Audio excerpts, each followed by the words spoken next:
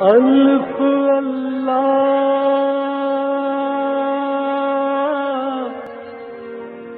چمبے دی بوٹی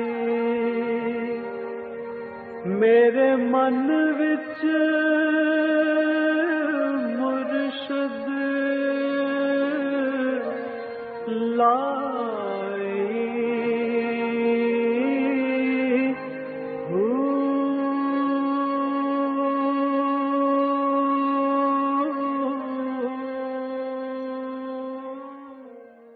بسم اللہ الرحمن الرحیم۔ السلام علیکم، پروگرام المرشد اور میں ہوں منور عتیق۔ ناظرین محترم، آپ کے سوالات ہیں اور رہنمائی کے لیے ہمارے ساتھ موجود ہیں ہمارے بہت ہی محترم جناب حضرت امیر محمد اکرم عوان صاحب۔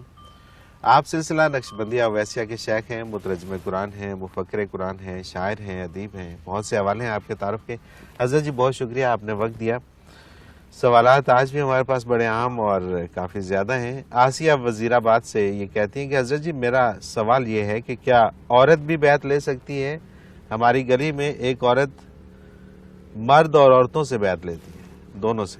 الحمدللہ رب العالمین والصلاۃ والسلام علی حبیبہ محمد وآلہ وصحبہ اجمعین۔ اعوذ باللہ من الشیطان الرجیم، بسم اللہ الرحمن الرحیم۔ جی نہیں، عورت کا کوئی کانسیپٹ نہیں بیعت لینے کا، ٹھیک ہے، کوئی شرعی جواز نہیں ہے۔ ٹھیک ہے، امہات المومنین نے کسی سے بیعت نہیں لی، صحابیات نے کسی سے نہیں لی، آج تک امت میں کسی بھی کہیں بھی عورت، یہ عورت کا منصب ہی نہیں۔ ٹھیک ہے، بیعت بھی امامت کی قائم مقام ہوتی ہے، امامت عورت کا حق نہیں ہے، صحیح، بالکل وہ اس کے لیے بنی ہی نہیں ہے بنیادی طور پر۔ ٹھیک ہے، تو یہ عورت کا کام نہیں ہے، نہ یہ بیعت منعقد ہوتی ہے، نہ اس کا کوئی فائدہ ہے، نہ حاصل ہے، بلکہ بدعت ہے، گناہ ہے، گناہ ہے، اور یہ ثواب کی غرض سے اگر کر رہے ہیں تو پھر گناہ ہے۔ گناہ ہے۔ عائشہ صدیقہ سکھر سے، بلا شبہ ہر بچہ فطرت صالح پہ پیدا ہوتا ہے، لیکن پھر ہم یہ کیوں کہتے ہیں کہ فلاں شخص بد فطرت ہے؟ یہ فطرت صالح تو انہوں نے اپنی طرف سے صالح کا اضافہ کر لیا ہے، ہر بچہ فطرت پہ فطرت کا مفہوم یہ ہے کہ جو فطری طور پر انسان کو کرنا چاہیے اس کی صلاحیتیں اس میں موجود ہوتی ہیں۔ ٹھیک ہے، نبی علیہ الصلوۃ والسلام کا ارشاد عالی ہے کہ کل مولود یولد علی فطرہ، ہر پیدا ہونے والا فطرت پہ یعنی فطری استعداد جو انسان میں ہونی چاہیے اس میں ہوتی ہے۔ صحیح، ثم ابواه یحودانہ او یمسرانہ او ینصرانہ، کہ پھر اس کے والدین، ماحول، معاشرہ کسی کو یہودی بنا دیتا ہے، کسی کو عیسائی بنا دیتا ہے، کسی کو آتش پرست بنا، پھر معاشرہ اسے ڈھال دیتا ہے۔ تو اس میں صلاحیت موجود ہوتی ہے کہ اگر وہ نیک بننا چاہے تو بھی بن سکتا ہے، بالکل ٹھیک، برا بننا چاہے تو، یعنی فطری صلاحیت، یہ عمومی قاعدہ ہے۔ اللہ ماشاء اللہ کوئی پیدا ہوتا ہی پاگل ہے یا ہوش نہیں ہے تو یہ جزوی واقعات ہیں، عمومی قاعدہ یہ ہے کہ ہر پیدا ہونے والا اپنی فطری استعداد لے کر پیدا، تو یہ صالح کا انہوں نے ساتھ اضافہ کر لیا، فطرت پہ پیدا ہوتا ہے۔ صالح ہونا یا غیر صالح ہونا آگے اس کی تربیت یا اس کے کردار یا اس کے عقائد پہ منحصر ہے۔ بالکل ٹھیک ہے، بالکل ٹھیک ہے۔ اچھا جی، یہ ایک سوال ہمیں بھیجا ہے نوید ملک ہیں، انہوں نے یو ایس اے سے یہ سوال کیا ہے۔ ان کا جو سوال کا مفہوم ہے وہ یہ ہے کہ یہ ہمارا پروگرام دیکھتے ہیں المرشد، اور یہ کہتے ہیں کہ یہاں پہ میرے ساتھ ایک مسئلہ یہ ہوا کہ میں جب لوگوں سے بات کرتا ہوں تو یہاں کے لوگ یہ کہتے ہیں کہ جتنے بھی پیغمبر آئے وہ سارے کے سارے نبی رسول، وہ سارے کے سارے عرب ممالک کے اندر آئے، اور عربوں کو اس کی ضرورت تھی، ان کو گائیڈ لائن چاہیے تھی، اس لیے وہاں پہ سارے ہمیں اگر چاہیے ہوتی، اگر ہمیں سیدھا راستہ چاہیے ہوتا، اگر ہم بھٹکے ہوئے لوگ ہوتے تو پھر ہمارے ہاں بھی پیغمبر آتے۔ تو وہ کہتے ہیں کہ مجھے اس میں بڑی کنفیوژن سی ہو رہی ہے اور مجھے نہیں سمجھ آ رہی کہ میں ان کو کیا جواب دوں۔ گزارش یہ ہے جی کہ ایسی بات نہیں ہے، قرآن کریم میں ارشاد ہے کہ دنیا میں کوئی ایسی قوم نہیں جس میں ہم نے نبی نہ بھیجا ہو۔ ٹھیک ہے، ٹھیک ہے، ہر قوم میں نبی آئے، امریکہ میں بھی آئے، برطانیہ میں، جہاں جہاں انسانی آبادی تھی، بر صغیر میں بھی آئے، چین میں بھی، جہاں جہاں جاپان، جہاں انسانی آبادی تھی، ہر قوم میں انبیاء آئے۔ ٹھیک ہے۔ اب یہ کہ قرآن مجید میں جو تذکرہ ہے وہ اکثر ان لوگوں کا ہے، ان انبیاء کا ہے جو عرب میں آئے، تو چونکہ قرآن کے پہلے مخاطب عرب تھے، ٹھیک ہے۔ تو انہی انبیاء کا تذکرہ قرآن نے فرمایا جو عرب میں مبعوث ہوئے، صحیح۔ فلسطین تک آئے، عرب تک آئے، ان علاقوں میں جو آئے، جن کو وہ جانتے تھے یا انہوں نے نام سنے ہوئے تھے۔ تو ورنہ تو یہاں ہندوستان میں بھی 5 نبیوں کی قبریں مشہور ہیں، معروف ہیں کہ یہ انبیاء کی قبریں ہیں۔ ٹھیک ہے۔ اور بھی بہت سے مسئلے جو آئے جنہوں نے قوموں کی حالت بدلی، تو ہو سکتا ہے وہ نبی ہوں، بالکل ٹھیک۔ بعد میں ان کی تعلیمات بدل گئیں۔ وہ اب عیسیٰ علیہ السلام کی تعلیمات عیسائیوں نے بدل دی، عیسیٰ علیہ السلام کو خدا کا بیٹا بنا لیا۔ تو کیا یہ عیسیٰ علیہ السلام کی تعلیمات تھیں؟ وہ تو نبی تھے، انہوں نے تو حق بیان کیا، یہ انہوں نے گھڑ لیا۔ اسی طرح یہودیوں نے گھڑ لیا، یہ کو انہیں موسیٰ علیہ السلام نے تو نہیں سمجھایا تھا۔ تو اسی طرح یہاں جو قومیں گمراہ ہوئی ہیں، انہوں نے بعد میں اپنے لیڈر بنا لیے ہیں اور انہوں نے اس طرح کہانیاں گھڑ لی ہیں۔ تو ہو سکتا ہے جو پہلے ان کے پاس آیا وہ اللہ کا نبی ہے، چونکہ اللہ کا یہ قرآن میں ارشاد ہے کہ ہر قوم میں ہم نے نبی مبعوث فرمایا۔ بالکل ٹھیک۔ تو نبی ساری دنیا میں آئے ہیں، ہر قوم میں آئے ہیں۔ قرآن کے چونکہ پہلے مخاطب عرب تھے، تو قرآن نے ان انبیاء کا ذکر مناسب سمجھا جو عربوں نے قصے کہانیوں میں سن رکھے تھے یا جانتے تھے، یہ جہاں تذکرہ ہوتا ہے۔ بالکل ٹھیک۔ اب امریکہ میں یا برطانیہ میں جو نبی آیا، اس کی بات عربوں سے کرنے کا کیا حاصل تھا؟ صحیح۔ تو ایسی بات نہیں ہے، قرآن تو بتاتا ہے کہ ہر ما من قوم، کوئی ایسی قوم نہیں ہے جس میں ہم نے نبی مبعوث نہ کیا۔ بالکل ٹھیک ہے، بالکل ٹھیک۔ یہ شان صرف آقا نامدار صلی اللہ علیہ وسلم کی ہے، جب آپ مبعوث ہوئے تو پھر کسی قوم میں نبی کی ضرورت نہیں، سب کے لیے ایک ہی نبی، ایک ہی نبی آئے، اللہ نے بالکل پیدا ٹھیک۔ فرمایا۔ ورنہ وہ جو 1,24,000 کم و بیش کہے جاتے ہیں تو وہ سارے ہر- عرب ہیں۔ اب عرب میں تو آپ کو چند حضرات کے اسماء گرامی ملتے ہیں جن کا ذکر قرآن میں ہے، بالکل ٹھیک ہے، تو بالکل- باقی 1.25 لاکھ کہاں ہے؟ بالکل ٹھیک ہے، اور وہ انہی کے اندر ہی ہے، ان کو پتہ نہیں جی چلتا شاید۔ ٹھیک ہر ہے، قوم میں نبی آئے ہیں۔ بالکل ٹھیک ہے۔ پھر تو ان مغرب والوں کو چاہیے کہ عیسیٰ علیہ السلام بھی تو عرب میں اور فلسطین میں آئے ہوئے، پھر ان کو کیوں مانتے؟ وہ کو امریکہ میں یا برطانیہ میں تھے، جی ہاں، بالکل بالکل۔ یا موسیٰ علیہ السلام کو برطانیہ امریکہ میں تھے، ان کو کیوں ان مانتے؟ کو کیوں مانتے ہیں اور ان سے کیوں گائیڈ لائن لیتے ان سے گائیڈ لائن کیوں بالکل لیتے؟ ٹھیک بات ہے، تو وہ بھی تو عرب میں ہی تھے، بالکل ٹھیک، تو اگر ان سے لے سکتے ہیں تو پھر حضور اکرم صلی اللہ علیہ وسلم سے کیوں نہیں لے سکتے؟ بالکل صحیح ہے، بالکل صحیح ہے، اور وہ تو مرکز ہے، اور مرکز سے ہی چیزیں پھیلیں گی۔ بالکل ٹھیک ہے۔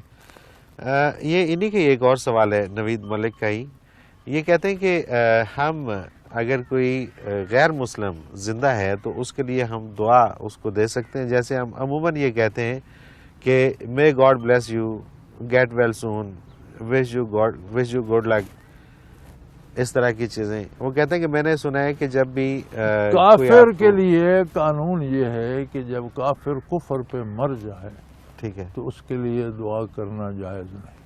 ٹھیک ہے، وہ اللہ نے طے کر دیا کہ جس کا کفر پہ خاتمہ ہوگا وہ جہنمی ہے، اس کے لیے دعا کرنے سے قرآن میں منع فرمایا ٹھیک ہے، کہ اس کے لیے دعا نہ کی جائے، نہ اس کا جنازہ پڑھا جائے گا، نہ دعائے مغفرت کی جائے گی۔ جب تک زندہ ہے تو اس کی ہدایت کی دعا بھی کی جا سکتی ہے، صحت کی دعا بھی کی جا سکتی ہے، کوئی حرج نہیں۔ بالکل ٹھیک ہے، بالکل ٹھیک ہے۔ وہ کہتے ہیں کہ جی مجھے یہاں پر ایک صاحب ملے تو انہوں نے کہا نہیں جی یہ باقی چیزیں نہیں کہنی چاہیے، بس یہ کہنا چاہیے کہ may God show you the right path. نہیں، مطلب یہ زندہ جو ہے وہ انسان جیسا بھی ہے، گناہ گار ہے، کافر ہے، مشرک ہے، اس کے لیے دعا کرنا درست ہے۔ ہدایت کی دعا بھی کی جا سکتی ہے کہ اللہ آپ کو سیدھا راستہ دکھائے، یہ بھی درست ہے۔ بیمار ہے تو صحت کی دعا بھی کی جا سکتی ہے، ضرورت مند ہے تو اللہ تیری ضرورتیں پوری کرے، کوئی حرج نہیں۔ کوئی حرج نہیں، ٹھیک ہے۔ اگر کفر پہ مر جائے تو اس کے لیے دعا کرنا جائز نہیں ہے، کیونکہ مرنے کے بعد تو بخشش کی دعا چاہیے، مرنے کے بعد اب ملازمت کی یا صحت کی یا اور تو کسی بات کی دعا نہیں چاہیے ہوتی ہے، تو وہ جائز نہیں ہے۔ بالکل ٹھیک ہے، اور جب تک وہ زندہ ہے اس وقت تک یہ توقع رکھی جا سکتی ہے کہ اللہ ہدایت کہ دے اللہ دے، تعالیٰ اس کو ہدایت دے اس کے دے۔ لیے دعا بھی کی جا سکتی ہے۔ بیمار ہے تو صحت کے لیے دعا کی جا سکتی ہے، ضرورت مند ہے تو تکمیل کے لیے دعا کی جا سکتی ٹھیک ہے. یہ جو ایک کانسیپٹ ایک بنا ہوا ہے کہ جی وہ غیر مسلم ہے تو بس وہ تو پتہ نہیں کوئی اور ہی مخلوق ہے, تو نہیں اس سے انسان تو ہے نا, بالکل انتہائی نفرت.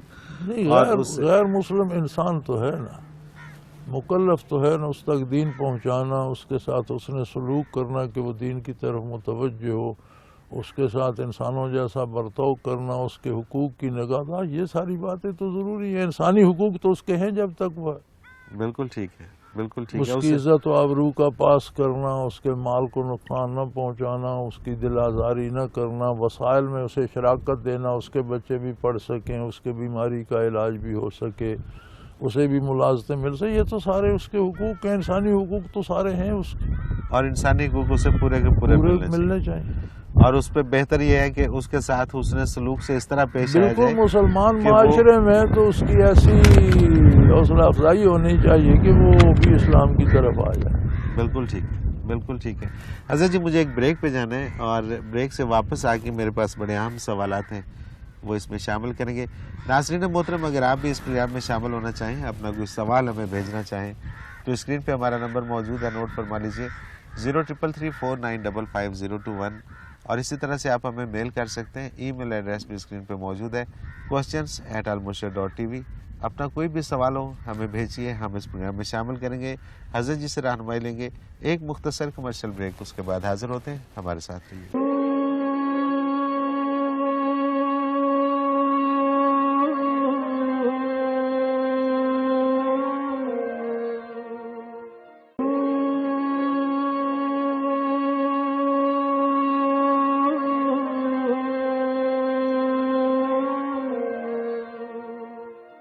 پروگرام میں ایک بار پھر خوش آمدید ناظرین محترم. آپ کے سوالات اور رہنمائی کے لیے ہمارے ساتھ موجود ہمارے بہت ہی محترم جناب حضرت امیر محمد اکرم اوان صاحب. حضرت جی اگلا سوال شامل کرتے ہیں پروگرام میں. عبد الوہاب ہیں سکھر سے. ان کا سوال ہے کہ یہ جو ہمارے ملک میں اسلام کے نام پہ سیاسی تنظیمیں ہیں, نام نہیں لے رہے ہم, یہ الیکشن میں بھی اتحاد کے نام پہ اپنے ووٹ دوسری سیاسی جماعت کو دیتے ہیں, اور پھر اسمبلی میں آ کر بھی صدر اور وزیر اعظم کے لیے دوسری سیاسی جماعت کو اپنے ووٹ دیتے ہیں. اس میں امانت میں خیانت اور جھوٹی شہادت کے زمرے میں یہ لوگ نہیں آتے کہ جب ان کو ووٹ دیے جاتے ان کی جماعت کے لیے, ہماری ایک امانت ان کے پاس ہوتی ہے کہ ہم نے آپ کے منشور کو ہم نے ووٹ دیا, اور آگے جا کے یہ دوسرے کسی بھی معاملے میں وزیر اعظم اور اس کو الیکٹ کرنے میں اپنا ووٹ ڈال دیتے ہیں, تو یہ امانت میں خیانت کے زمرے میں نہیں آتے. بسم اللہ الرحمن الرحیم. گزارش یہ ہے جی کہ کسی ایک جماعت یا کسی ایک فرد پہ الزام کیا رکھیں, ہم سب یہی کرتے ہیں. کون ہے ہم میں عوام میں جو کسی منشور پہ ووٹ دیتا ہے؟ ٹھیک ہے, ہر ایک کے ذاتی مفادات وابستہ ہیں. احسان کبھی اسلام پہ کرتے ہیں اور کبھی جمہوریت پہ کرتے ہیں اور کبھی کسی پہ کرتے ہیں, لیکن اندر باتیں یہ ہوتی ہیں کہ اس کو ووٹ دوں گا تو یہ مجھے تھانے سے چھڑا لے گا, یہ مجھے پیسے دے گا, مجھے ابھی لوگ نقد دے کے ووٹ دیتے ہیں. یار ایک حلقے میں آپ کے لاہور کے ایک حلقے میں ایک امیدوار کا 2 ارب روپیہ خرچ ہوا. جی بالکل. یہ کون سی امانت ہے جو آپ نے 2 ارب میں دی؟ بالکل ٹھیک. آپ نے پیسے لے لیے, ووٹ بھیج دیا, وہ کنویں میں پھینکے یا غار میں پھینکے, آپ کو کیا؟ بالکل ٹھیک. جب اس نے خرید لیا ایک امیدوار کا 2 ارب, آپ کا ٹی وی کہہ رہا ہے. جی بالکل, ظاہر ہے دوسرے کا بھی لگا ہوگا. تو ایک MNA کے حلقے میں 4 ارب روپیہ ووٹ خریدنے پہ لگا. اب ان ووٹوں کی کیا اہمیت ہے اور کیا قیمت ہے؟ تو میرے بھائی پہلے اپنے آپ کو درست کریں. بالکل ٹھیک, بالکل ٹھیک. اور یہ جو مختلف تنظیمیں بن گئی ہیں, یہ اگر آپ اجازت دیں تو میں کہوں گا کہ ہر ایک نے اپنی دکان بنا رکھی ہے, کسی کا کوئی مقصد اسلام وغیرہ نہیں ہے. ہر ایک کے اپنے مقاصد ہیں, اپنی زندگی گزارنی ہے, موج میلہ کرنا ہے. اسلام نافذ ہو نہ انہیں زکوٰۃ, صدقات, دیگر چندے, ڈونیشنز مل جاتی ہیں, ہوائی جہازوں پہ سفر کرتے ہیں, اچھی اچھی گاڑیاں رکھتے ہیں, خود کرتے کچھ نہیں, سب عوام کا مال ہوتا ہے, موج میلہ وہ بھی کر لیتے ہیں. حکومت ملے نہ ملے یار, ایک حکومت ایک طبقے پر تو ہر جماعت کے پاس ہے. جی بالکل ہے, بالکل ہے. اتنی تو تو وہ کرتے ہیں اپنی انجوائے کر رہے ہیں. بھائی آپ ایک پودا لگاتے ہیں آگ کا اور امید رکھتے ہیں اس پر آم لگیں گے, تو سوال ہی پیدا نہیں ہوتا. تو پھر آپ کڑوا ہی بنیادی طور پر آم بیجیں نا. جی ہاں, پہلے تو آپ خود دیانت سے, آپ کو اللہ نے ووٹ دینے کی توفیق دیا تو جو آپ اپنی غرض پہ دیتے ہیں تو کیا بد دیانتی نہیں ہے؟ یقیناً. تو جب آپ بد دیانتی کریں گے تو اس پر آگے دیانت کا پھل لگے گا. تو پھر وہی ہوگا کہ آپ کا عکس ہوگا. دوسروں کو الزام دینا آسان ہے, ہم بالکل ٹھیک. بنیادی ٹیڑھی رکھتے ہیں اور اس پر عمارت ہی ٹیڑھی بنتی ہے. بالکل ٹھیک ہے, بالکل ٹھیک. اب اسی میں اگلا ان کا جو اس سے لنک سوال تھا وہ یہ ہے کہ جو اسلام کے نام پہ سیاسی جماعت کا ذکر کیا ہے, حکومت کا حصہ ہوتے ہیں, یعنی کہ جو حکومت کے ساتھ مل جاتے ہیں, پھر اس غیر اسلامی حکومت کو چلانے میں حکومت کے ساتھ جرم میں شریک نہیں ہو جاتے.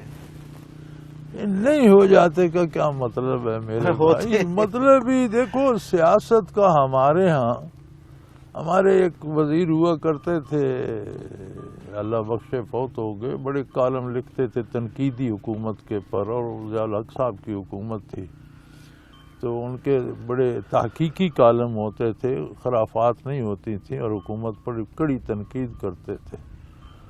تو ضیاء الحق صاحب نے انہیں منتخب کرا کے میں نے منسٹر بنا دیا. ٹھیک ہے.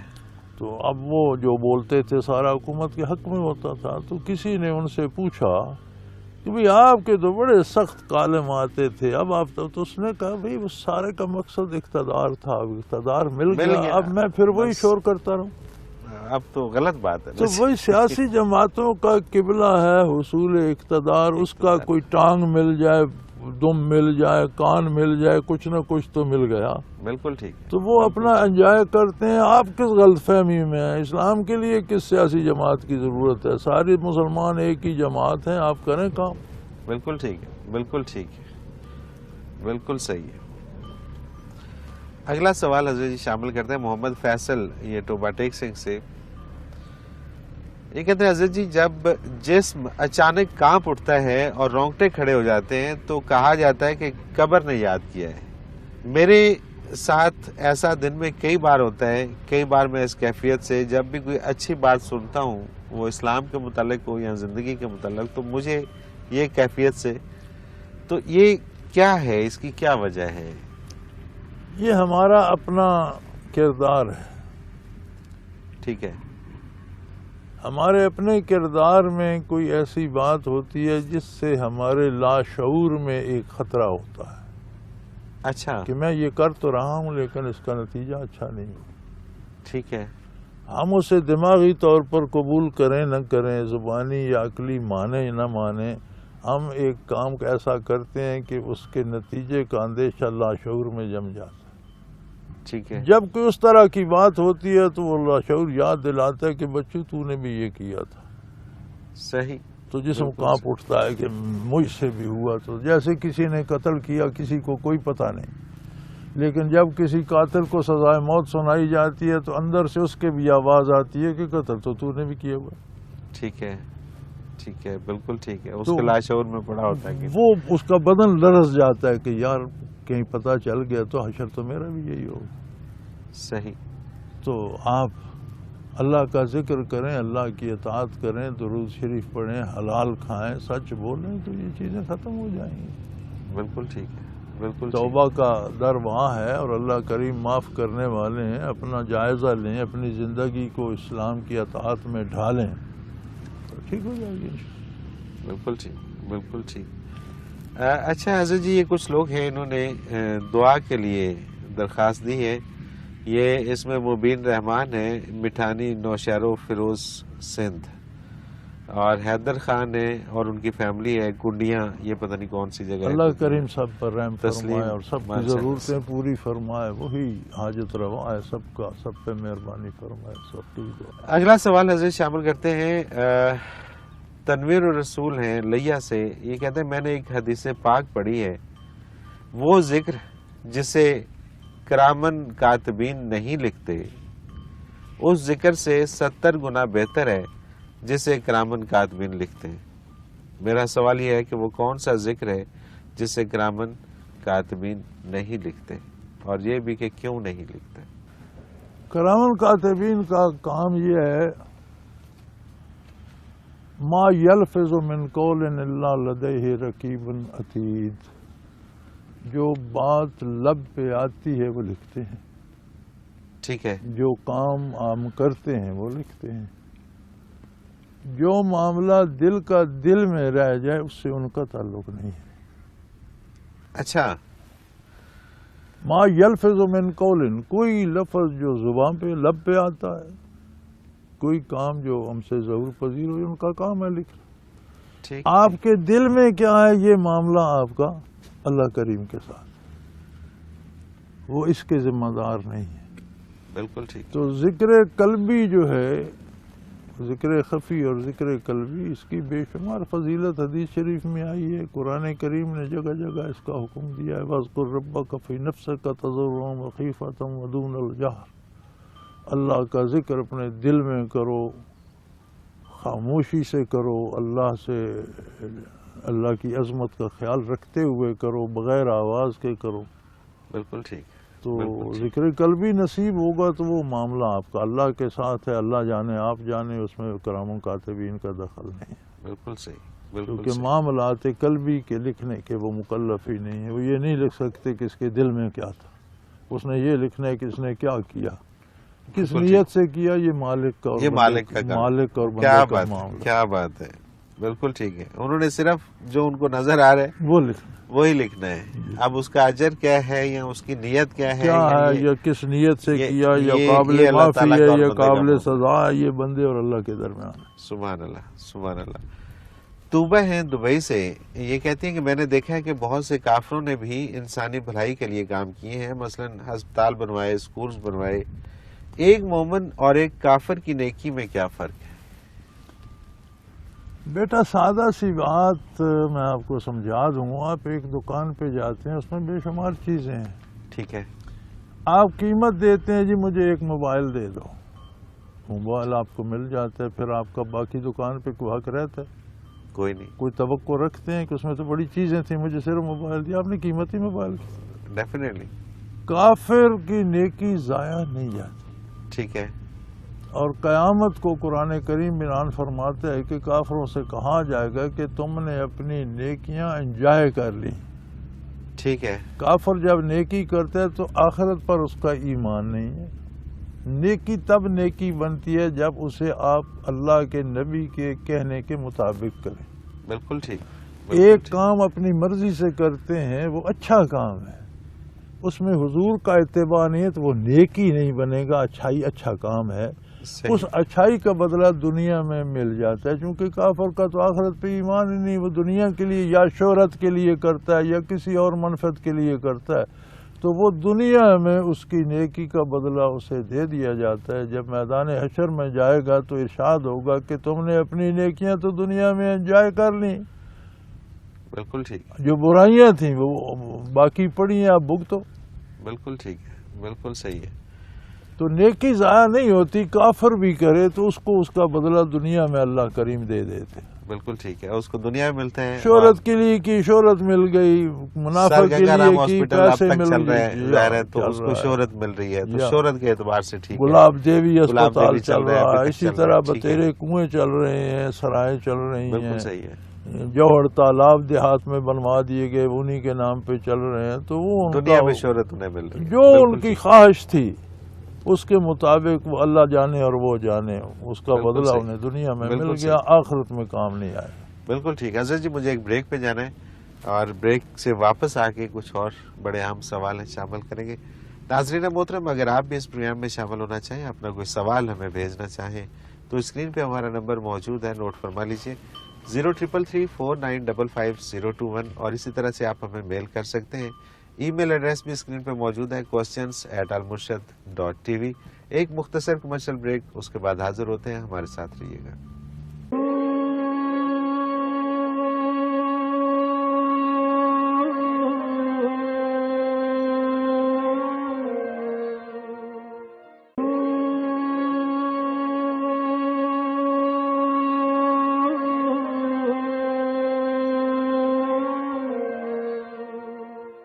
پروگرام میں ایک بار پھر خوش آمدید ناظرین محترم. آپ کے سوالات اور رہنمائی کے لیے ہمارے ساتھ موجود ہمارے بہت ہی محترم جناب حضرت امیر محمد اکرم امان صاحب. حضرت جی اگلا سوال رافع سیالکوٹ سے. ان کا سوال ہے حضرت جی آپ نے ایک پروگرام میں فرمایا تھا کہ جو شخص عمرہ کرتا ہے اس پر حج فرض ہو جاتا ہے. اب عمرہ تو 2 لاکھ تک یا اس سے کم پیسوں میں بھی ہو جاتا ہے جبکہ حج کا بہت خرچہ ہے. اگر وہ حج نہیں کرتا تو کیا گناہگار ٹھہرایا جائے گا؟ اس پر حج جب اس کے پاس اخراجات ہی نہیں ہے، وسائل ہی نہیں ہے، تو گناہگار کیسے ہو؟ ٹھیک ہے. اگر وہ عمرہ کر لیتا ہے، اگر عمرہ کرتا ہے تو شرعاً یہ ثابت ہو گیا اس کے پاس فرصت بھی ہے، وسائل بھی، وسائل بھی ہے. ٹھیک ہے. تو اس پر حج فرض ہے. ٹھیک ہے. وسائل ہیں تو گیا ہے نا، فرصت بھی ہے تو اب اس گیا میں ہے. ڈفرینس ہے، وہ 2 لاکھ میں ہے، وہ 5 لاکھ میں ہے. بھائی 2-5 لاکھ کی بات نہیں، جو 2 لاکھ جمع کر سکتے وہ 2 سال نہ جائے 5 بھی جمع کر سکتے. ٹھیک ہے. بات امپورٹنس کی ہے کہ آپ کس بات کو امپورٹنس دیں. ٹھیک ہے. ہم جب حج نہیں کرتے، عمرہ کرتے ہیں، تو ہماری غرض یہ نہیں ہوتی کہ مجھ سے 5 نہیں ہوں گے اور 2 میں عمرہ کروں. غرض یہ ہوتی ہے کہ میں بھی سیر سپاٹا کروں، لوگ مجھے بھی حاجی حاجی کریں. بالکل ٹھیک. بالکل. تو اس کی ضرورت نہیں ہے. اللہ کے لیے جانا ہے، 2 لاکھ جمع کر لیے تو 1.5 سال 2 سال انتظار کر لو، 5 جمع کر لو. صحیح. اور پہلے کوشش کرو اور کہ 5-2 کا فرق نہیں ہے، تھوڑا فرق ہے. ٹھیک ہے. 2-5 میں تو ویسے ایک 2-5 کا فرق نہیں ہے، 2-2.5 یا 2-3 کا فرق ہے. ٹھیک ہے. 2-3 کا فرق ہے. اور وہ ضروری ہے کہ اگر آپ کے پاس 2 ہے تو پھر آپ انتظار کریں، اس کو 3 کر لیں اور پہلے حج اور کر لیں، بچت کر لیں. پہلے حج کریں، پھر ہر سال اس کے عمرہ بعد کریں. ہر سال کریں. اچھی بات ہے. عمرہ نفل ہے. ٹھیک ہے. آپ نفل پڑھتے ہیں اور فرض چھوڑ دیتے ہیں. یہی لوگوں کو سمجھ نہیں یعنی آتی. آپ یہ کہتے ہیں کہ میں نماز نہیں پڑھ سکتا، میں پڑھ ہی نہیں سکتا، تو نفل پڑھ لیتے ہیں. فرض کے لیے کہتے ہیں مجھ میں ہمت نہیں ہے، میری صحت ٹھیک نہیں ہے، میرے پاس نہیں ہے، میں نہیں کر سکتا. یہ کیسے؟ صحیح. تو جیسے تیسے نفل پڑھے ہیں، نفل چھوڑ دیں، فرض ادا کریں، اس کے بعد پھر نفل پڑھتے رہیں. صحیح. عمرہ نفل عبادت، بالکل. حج فرض ہے. ٹھیک ہے. تو یہ عمرہ تو ہمارا ویسے رواج ہو گیا. نہیں، سیر سپاٹے کے لیے ہم جاتے ہیں، کچھ چیزیں خریدی. وسائل کون عمرے پر جا کر خالی آتا تھا؟ سب کچھ نہ کچھ لے کے آتے ہیں. جتنی چیزیں خریدتے ہیں اتنے ہی پیسے حج پر لگتے ہیں. جی ہاں. حج پر جائیں. کچھ عجیب لوگ ہوتے ہیں. میں نے دیکھا حج میں ایک بزرگ تھے، پٹھان تھے، تو ہم تھے وہاں مینا میں عرفات سے واپس آ کر، تو وہ قربانی وغیرہ کر کے فارغ ہوئے تو حساب کر رہے تھے. ویسے ہی میں عادت ہے بزرگوں کا احترام کرنا، ان کے پاس بیٹھنا. تو ان کے خیمے میں بھی گیا تو بیٹھے حساب کر رہے تھے. میں نے کہا کیا ہو رہا ہے؟ پیسوں کا حساب کر رہا ہوں تو میرے پاس کچھ پیسے اور بچتے ہیں، 1 بکرا اور کاٹوں گا. اچھا. یعنی اتنی قیمت میرے پاس سرپلس ہے کہ قربانی کر چکا ہوں، لیکن 1 بکرا اور خرید سکتا ہوں، 1 بکرا اور کاٹوں گا. اب یہ بھی تو سوچ سکتا تھا کہ اس کے لیے بچوں کے لیے کوئی چیز لے جاؤں گا، کمبل خرید لوں گا، کوٹ کا نہیں. اس کی سوچ یہ تھی کہ میرے اخراجات جو سفر کے ہیں ان میں سے اتنے پیسے بچتے ہیں، میں 1 قربانی ہوں. کیا بات ہے، کیا بات. تو بھائی جو عمرے پہ جاتا ہے، میرے خیال میں یہ سمجھتا ہوں کہ وہ حج جتنے پیسے خرچ کر کے آتا ہے. بالکل ٹھیک ہے. چلو کرائے میں کمی ہے نا، خرچ میں تو کمی نہیں. وہاں جا کر تو وہی کچھ وہ بھی خریدتا ہے، کھانا پینا بھی کے اخراجات بھی کرتا ہے، چیزیں بھی خرید کے لاتا ہے، تحفے بھی لاتا ہے. تو اگر وہ تحفے نہ خریدے، بکرا کاٹ کے آ جائے تو حج بھی کر سکتا ہے. بالکل ٹھیک. تو یہ محض بہانے ہیں. بھائی حج فرض ہے، اور جب تک آپ کے پاس 3 چیزیں ہیں، وسائل ہوں، صحت ہو، فرصت ہو. ٹھیک ہے. اور ان میں سے اگر ایک چیز بھی نہیں ہے تو فرض نہیں ہے نا. تو پھر فرض نہیں ہے. اگر آپ کے پاس پیسے بھی ہیں، فرصت نہیں ہے تو بھی ایک عذر ہے، تو بھی خطرہ ہے دشمن کا. جیسے اب یہ کربلا جانے والوں کو گاڑیاں تباہ ہو جاتی ہیں، تو ٹھیک ہے، آج پہ جانے والوں کو قافلے لٹ جا، خطرہ ہے تو اب نہ جائیں. جب امن ہو جائے. بالکل ٹھیک ہے. بالکل. اسی طرح گھر میں کوئی بیمار ہے، کوئی دیکھنے بھالنے والا نہیں، بچے چھوٹے ہیں، بیوی بیمار ہے، ان کو کوئی راشن دینے والا نہیں، تو تب تک آپ کے پاس عذر ہے. بالکل ٹھیک ہے. بالکل ٹھیک تو پھر جب یہ سارے عذر ہٹ جائیں تو آپ حج کے لیے حج جائیں. کے لیے جائیں. اس کے بعد عمرہ کریں, سال میں 3 کریں, کون منع کرتا ہے؟ بالکل ٹھیک ہے, بالکل ٹھیک ہے. اور اگر آپ نے پہلے عمرہ کر لیا تو پھر ثابت ہو گیا کہ آپ حج کر سکتے تھے. استعداد تو ثابت ہو گئی نا. بالکل ٹھیک ہے. حج تو فرض ہو گیا, فرض آپ ہو کریں گیا. نہ کریں یہ آپ کی مرضی. بالکل ٹھیک ہے. اور فرض کو چھوڑیں گے تو یقیناً گناہ تو گناہ ہوگا. ہو. فاخرہ اسماعیل ہیں راولپنڈی سے. ان کا سوال ہے, حضرت جی میں ایک کالج میں اسلامیات کی پروفیسر ہوں. پچھلے دنوں باب الصلاۃ پڑھا رہی تھی تو میں نے نماز کی اہمیت بارے بتانا شروع کیا. اتنے میں میری ایک اسٹوڈنٹ بولی کہ مس, نماز پڑھنا یا نہ پڑھنا ایک شخص کا ذاتی مسئلہ ہے, آپ کسی کو نماز کے لیے فورس نہیں کر سکتے. کہاں آیا ہے کہ ہاتھ میں ڈنڈا لے کر نماز پڑھاؤ؟ اسے میں نے جواب دے دیا, لیکن آپ کسی بھی سلسلے میں اسلامک پوائنٹ آف ویو سے شخصی آزادی کی حد بیان فرما دیجیے. آپ کافر کو تو نہیں کہہ سکتے ٹھیک ہے, کہ نماز پڑھو. ٹھیک ہے, ڈنڈا لے کر اسے مسلمان بھی نہیں کر نہیں سکتے. کر سکتے. اسلام پیش کر سکتے ہیں, اس کے پاس چائس ہے, قبول کرے نہ کرے. لیکن جب وہ کلمہ پڑھ لیتا ہے تو پھر اگر والدین کے پاس ہے تو ان کا کام ہے اسے نماز پہ مجبور کریں, ورنہ پھر حکومت سے, حکمرانوں سے, صاحب اقتدار سے پوچھا جائے گا کہ ان لوگوں نے نماز کیوں نہیں پڑھی. جہاں ان کی اچھا. جواب طلبی ہوگی وہاں ذمہ داروں کی بھی جواب طلبی ہوگی. اسی بچی سے پوچھو کہ جب یونیورسٹی میں آ گئی تو یونیورسٹی پہ کے قواعد پہ ڈنڈا لے کر عمل کرایا جائے گا یا نہیں؟ بالکل کرایا. اگر یہ داخلہ نہیں لے گی تو کسی کو کوئی غرض نہیں. ٹھیک ہے, ایک آدمی فوج میں بھرتی ہو گیا, وہ نہ مرضی سے سو سکتا ہے نہ جاگ سکتا ہے. اب جاگ جاؤ, اٹھ جاؤ, اب کودو, اب اچھلو, اب پریڈ کرو, اب وردی پہنو, سارا کرنا پڑے گا. جب آپ نے کلمہ پڑھ لیا تو اسلام آپ پر لاگو ہوگا. جو آپ کا ذمہ دار ہے اس سے پوچھا جائے گا کہ اسے نماز روزہ سکھایا نہیں, کرایا نہیں. صحیح.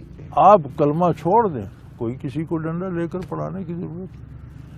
بالکل ٹھیک. سادہ سی بات ہے, بچی یونیورسٹی کی ہے نا, جی ہاں, تو یونیورسٹی کے قواعد اس پر لاگو ہوتے ہیں. بالکل لاگو ہوتے ہیں. اسی طرح اسلام میں داخل ہوگی تو ڈنڈا لے کر نماز پڑھائی جائے گی. ٹھیک یہ ہے. جو لا اکراہ فی الدین ہے کہ دین میں زبردستی نہیں ہے, یہ دین قبول کرانے کے معاملے میں. اچھا ٹھیک ہے. آپ کسی کو زبردستی کلمہ پڑھنے پہ مجبور نہیں کر سکتے. اللہ نے آپ کو پیش کرنے کی توفیق دی ہے, قبول کرنا نہ کرنا اس کی اجازت اختیار اللہ نے اسے دی. صحیح. قبول بالکل کرے ٹھیک. گا اجر پائے گا, نہیں کرے گا تو اللہ اس سے پوچھ لے گا کیوں نہیں کیا. یہ آپ ٹھیک کا ہے. کام نہیں. جب کلمہ پڑھ لیتا ہے تو فوج میں بھرتی ہو گیا, اس نے یونیورسٹی میں داخلہ لے لیا, اب اسے قواعد کی پابندی کرنا ہو. صحیح. بالکل. اب شخصی آزادی جو ہے وہ ختم وہ اس ہو دائرے- گئی نا, وہ ایک ادارے میں آ گیا نا, بالکل تو آپ ٹھیک. ادارے اور انسٹیٹیوٹ کے جو ضوابط ہیں ان کے مطابق چلے گا. بالکل ٹھیک ہے. اب اپنی مرضی نہیں چلے گی, اب وہی قواعد و ضوابط یہ لاگو کہاں لکھا ہوا ہے کہ آپ یونیورسٹی میں داخلہ تو لے لیں لیکن کام اپنی مرضی کے کریں؟ کہیں لکھا ہوا ہے؟ مطلب شخصی آزادی ہے کہ جی آپ کلاس اٹینڈ نہ کریں, آپ چلے جائیں, یہ شخصی آزادی ہے؟ یہ کیسے شخصی ہوگا؟ آزادی ہے, پیچھے یہ نام کیسے کاٹ ہوگا؟ دیں گے, نام دوبارہ کاٹ دیں گے. داخلہ ہی کوئی نہیں دے گا. جی ہاں, آپ 4 دن نہ آئیں, نہ یہ آئے شخصی وہ آزادی بھگا ہے. دیں گے یونیورسٹی سے, تو آپ نمازیں چھوڑ دیں تو اسلام سے خارج نہیں کر دیں گے. بالکل ٹھیک بات. نام کٹ جائے گا, پھر ساری عمر چھوڑے رکھنا. بالکل صحیح ہے, بالکل صحیح ہے. اچھا, یہ آج کل ایک تو کچھ غیر ملکی جو ڈرامے اور پھر کچھ اس طرح کے آج کل ہمارے اسکالر بھی ہیں کہ جو پتہ نہیں کس طرح سے گفتگو کرتے ہیں کہ ان کی گفتگو سے جو لوگ جو اپنے اندر ایک چیز لیتے ہیں وہ یہی چیزیں ہیں کہ جی یہ تو میرا ذاتی فعل ہے, جی اس میں تو میں جواب دوں, جی آپ کا تو اس میں کیا ہے, جی نہیں, اپنا آپ کام کریں. جب تک کسی انسٹیٹیوشن یا کسی ادارے کا ممبر نہیں بنتے تو آپ کی ذات آزاد ہے, جو چاہے کریں. ٹھیک ہے. بالکل جب ٹھیک. آپ کسی انسٹیٹیوشن یا ادارے کا ممبر بن جاتے ہیں تو اس کے قواعد آپ پر لازم ہو جاتے ہیں اور لاگو ہو جاتے ہیں. جب آپ نے کلمہ پڑھ لیا تو آپ کی شخصی آزادی ختم ہو گئی. اب آپ کو اتباع کرنا ہوگا شریعت مطہرہ. بالکل ٹھیک ہے, بالکل ٹھیک ہے. شخصی آزادی جب تک تھی جب تک آپ اس ادارے میں داخل نہیں. ٹھیک ہے. جب آ گئے, ذرا ان دانشوروں سے کوئی پوچھے, انہوں نے کالجوں میں یونیورسٹی میں پڑھا, کیا اداروں کے ضابطے کے مطابق نہیں؟ بالکل ہوتے ہیں, بالکل ہوتے ہیں. ہر ایک چیز کا ضابطہ ہے. ضابطہ. ہر ایک چیز ادارے کا- کے اپنے قاعدے ضابطے ہیں، ہر کوئی ان کی پابندی کرتا ہے. تو میرے بھائی یہ بھی ایک انسٹیٹیوشن ہے، آپ اس میں داخل ہو گئے تو اس کے ضابطوں کی پابندی کرنا ہوگی. نہیں کریں گے آپ سے بھی جواب طلبی ہوگی، جو ذمہ دار ہوں گے ان سے بھی جواب طلبی ہوگی. اور بالکل یہ ٹھیک. جو حکمران ہیں ان سے تو 21 کروڑ لوگوں کا حساب لیا جائے گا کہ ان کو کیسے ڈیل کیا آپ نے، ان کی بہتری کے کیا طریقے کیے، ان کے حقوق ان کو کتنے دیے، کتنے آپ نے غصب کر صحیح. دیے. بالکل ٹھیک ہے، بالکل ٹھیک ہے. معاملہ سخت ہے، معاملہ سخت ہے. اور جتنے بڑے عہدے پہ کوئی فائز ہوتا ہے یہ اس کی سب ذمہ نے یہ داریاں پھر بنایا اتنی ہوا ہے نا زیادہ. جی، لا اکراہ فی الدین، دین میں کوئی زبردستی نہیں ہے، یہ ہے دین قبول کرانے کے معاملے. ٹھیک ہے، آپ کسی بالکل سے ٹھیک. زبردستی کلمہ نہیں پڑھا. بالکل ٹھیک، بالکل ٹھیک. جب کوئی مسلمان نماز نہیں پڑھے گا تو کیا عہد خلافت میں درے نہیں مارے جاتے تھے، بالکل ٹھیک. سزائیں نہیں دی جاتی تھی. صحیح، صحیح. تو اب بھی سختی ہو سکتی سختی ہے ہو اس حوالے سے. سکتی ہے، والدین کے ذمے ہے، پھر گھر والوں کے ذمے ہے، پھر ادارے اور حکومت کے ذمے جو ہے، بھی ذمہ دار ہیں ان کے جو بھی ذمہ ذمہ ہے. دار ہے اس کے ذمے بالکل ہے. ٹھیک ہے. حضرت جی وہی ہوا، پروگرام کا وقت اپنے اختتام کو پہنچ گیا. ناظرین محترم، اگر آپ اس پروگرام میں اپنا کوئی سوال بھیجنا چاہیں تو اسکرین پہ ہمارا نمبر موجود ہے، نوٹ فرما لیجئے 0334955021. اور اسی طرح سے میل کر سکتے ہیں. ای میل ایڈریس بھی اسکرین پہ موجود ہے questions@almurshid.tv. آپ کا کوئی بھی سوال ہو آپ ہمیں اس ای میل کے ذریعے یا SMS کے ذریعے بھیج دیجئے. ہم اس میں شامل کریں گے پروگرام میں اور حضرت جی سے رہنمائی لیں گے. حضرت جی بہت شکریہ آپ کا، جزاک آپ اللہ نے جی، وقت اللہ دیا. پاک کو. ناظرین محترم، اس کے ساتھ ہی پروگرام کا وقت اپنے اختتام کو پہنچا. منورتی کو اجازت دیجیے. اللہ حافظ. لا